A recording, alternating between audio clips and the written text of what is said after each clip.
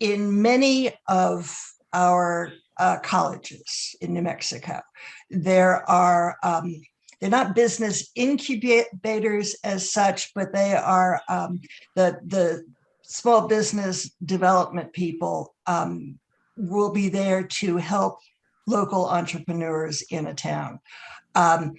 And so, and it may be that they would offer courses in how to put together a business plan, that kind of thing.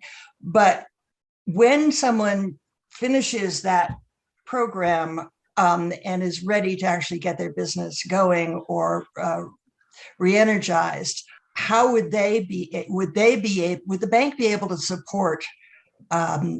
So you've gone through a program, you've put together a business plan, and now you need to look for funding. You're looking for loans to help you get going and to help running your business until you get your feet on the ground. Would the public bank be able to help in that way? Certainly. And again, it would depend on what are the criteria set up for the lending programs. But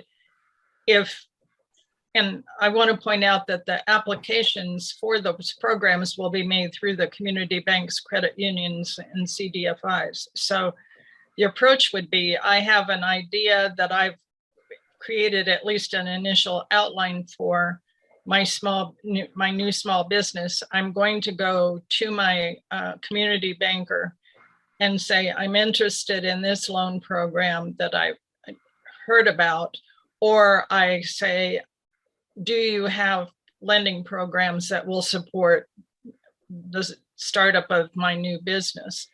And that's where the initial potential match is made between availability of a lending program that supports what that entrepreneur wants to do. There could well be stipulations for, say, more detail for the plan. There's also an understanding that we could also have small grants to help support development of those business plans, because if somebody hasn't done that before, they could well use some outside support to make that happen. Those are two parts of what can be a part of an overall lending program.